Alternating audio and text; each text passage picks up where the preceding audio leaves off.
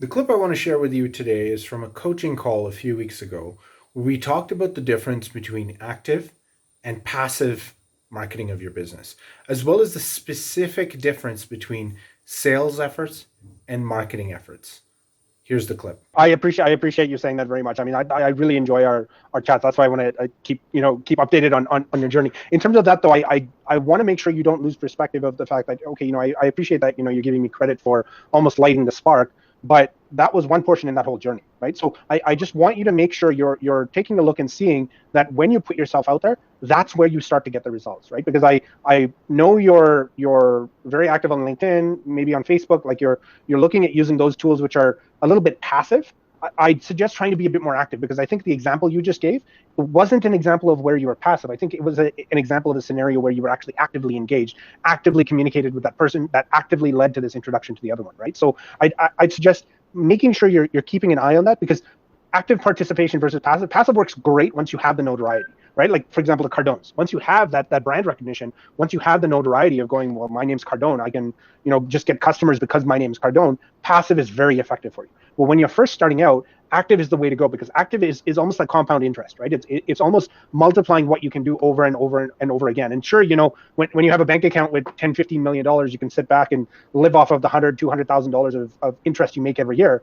But if you try and do that with, a $1,000 or $10,000 bank account, it's not going to be as effective, right? So I just want to make sure you're keeping in mind that the reason you're seeing the success is most likely because you're actively trying to build those relationships, rather than hoping for those relationships to come to you.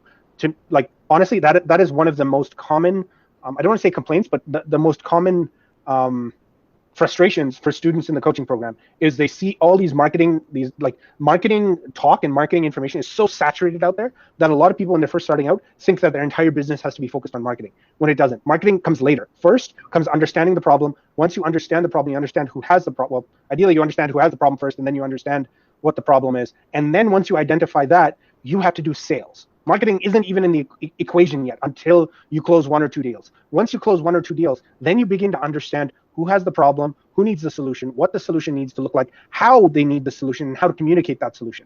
Then you can take that, and that's when passive and marketing and all of that begins to work, right? So and this was something for a good 6 years in my business I did wrong. Like, I focused so heavily on the marketing rather than just focusing on the sales. And then we shifted it, and I went, okay, we're going to stop doing any marketing. We're just going to focus on the sales side. And almost within 1 or 2 weeks, the outcomes just grew, mainly because with the sales, it gives you that insight into knowing, okay, I want to do this for a customer, but the customer doesn't want this. They actually want this. Okay, so now I'm going to offer them this. Okay, great. They want this, but they don't want to pay for this in the way I wanted them to pay for it. They want to pay for it in this different way, right?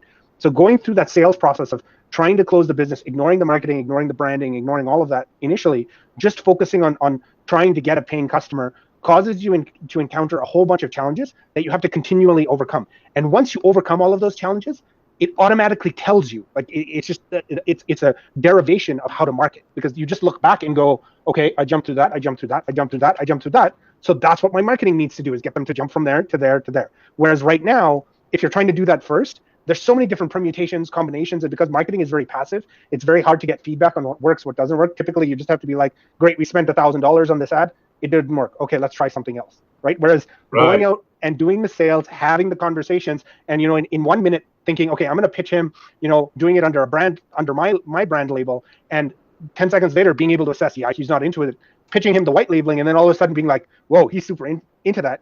In a span of 2 minutes, you've garnered what would take you $10,000 to $20,000 in marketing spend to identify in the span of 2 minutes, because you're able to have those conversations and get that feedback, right? So I assume if you're anything like me, when I was kind of relying on marketing very heavy, you might feel like you're not ready to get yourself out there. You're not ready to actively sell or actively pitch. But fundamentally, I found people don't care. Literally, customers don't care. All they care about is that they have a problem. If you are there, if you are in a position that can help them solve that problem, they're going to want you to solve that problem for them, and they will actively engage with you to make sure that happens. So I think it's fantastic you're seeing that traction, but I want to make sure you don't lose sight of the fact that that's because you're actively participating in the process, rather than just putting up marketing and seeing if it works. I hope you found that clip useful. Let me know if you spend more of your time on sales for your business or marketing for your business. as well as which you find is the most effective in generating predictable results.